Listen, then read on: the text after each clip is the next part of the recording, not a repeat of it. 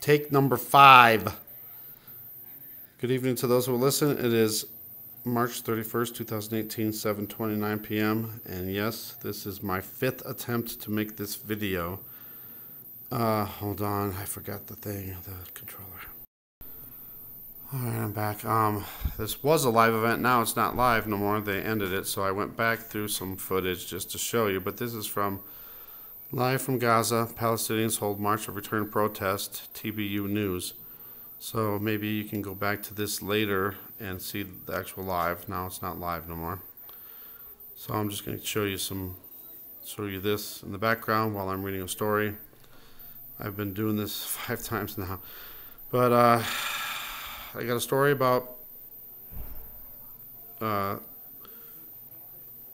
Israel and the land dispute. And I'm trying to remember everything I say like before. I'm trying to say some things before, but okay, out of the 16 people that were killed, I know there's more now. I think it's 17 was the last update. Haven't had an update in a long time though.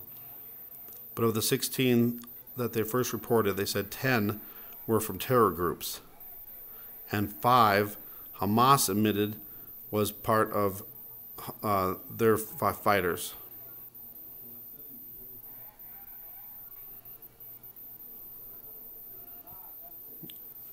But I thought this was interesting that I got some live footage. I mean, now it's not live, but all right. So when I go back over the story, I'm going to try to keep it over there. So I'm going to try to keep this steady as I can.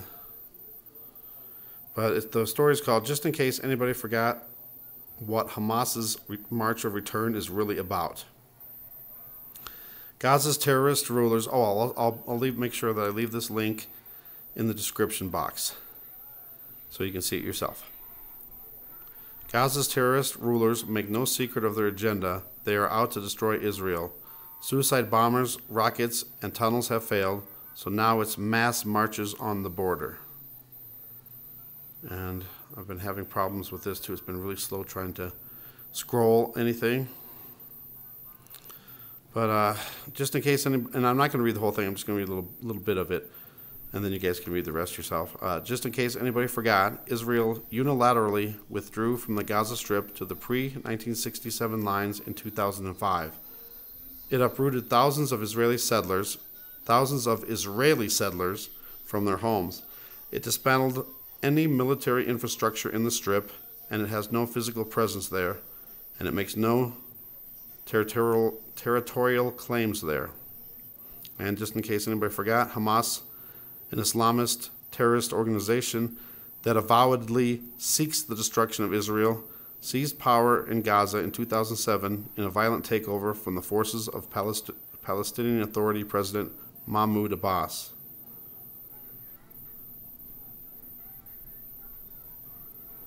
And the Palestinians have been doing suicide bombings. They've been digging tunnels, trying to dig underneath to come up on the other side in Israel. And since then, Israel has put up a wall around the border, and it even goes underground. So that if there's any tunnels, it has a radar system on it so they can detect if there's any digging nearby, and they could stop it before they even get close. So the Palestinians have been trying to find new ways to attack Israel. And before all this started with these protests here, on 2 separate days, 2 Palestinians snuck over through the Israeli border. So they're trying to get people over into Israel. And give me some time for this, I'm sorry. And we know that, for years that the Palestinians have been hiding rockets and weapons inside of mosques and schools. And, they're firing rockets from residential areas. And again, mentioning the tunnels.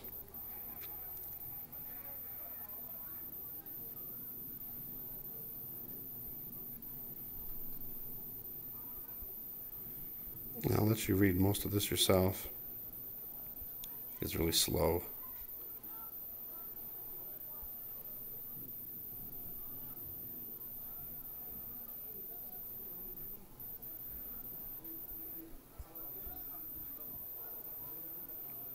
So last thing that they say in this, just in case anybody forgets the context for Friday's latest escalation of violence, they need only to listen to Hamas's Gaza chief Yahya Sinwar setting out the ultimate goal.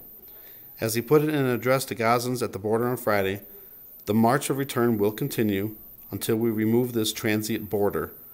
The protests mark the beginning of a new phase in the Palestinian national struggle on the road to liberation and return. Our people can't give up 1 inch of the land of Palestine.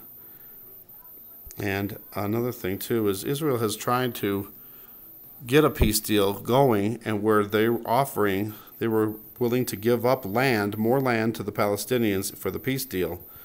But the Palestinians want Jerusalem as their capital, and Israel, it's Israel's undivided capital, and it says that in the Bible that Jerusalem is Israel's undivided capital.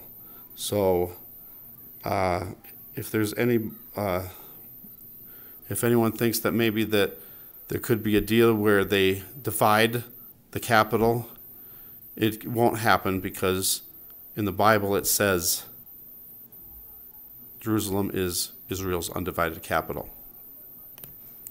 So I just go by what God says, and I believe that the Bible is 100% true, and I believe that God was speaking through certain people that wrote these books of the Bible. So I believe that is God that told these people to write. So, you can believe what you want to believe. I'm going to believe the Bible. I'm going to believe what God says in the Bible. And I'm not going to argue with anybody about it. It's up to everyone's free will. Believe what you want. Comment what you want, but just please keep it clean. I don't want no fighting, no cussing, and no hate. Time is too short. For hate. We need to love one another. We need to encourage one another. And, if you don't believe a certain thing, then, do what you need to do to find the truth. I pray that you search the truth through Jesus. Just earnestly seek and earnestly keep your heart open for the possibility, of what the truth could actually be. I just go by what's in the Bible, so please, don't argue and fight about, what my beliefs are. That's what I believe. I have the right to that, and you have the right to believe what you want. So please, just love one another. Thank you guys for watching. Thanks for subscribing. God bless.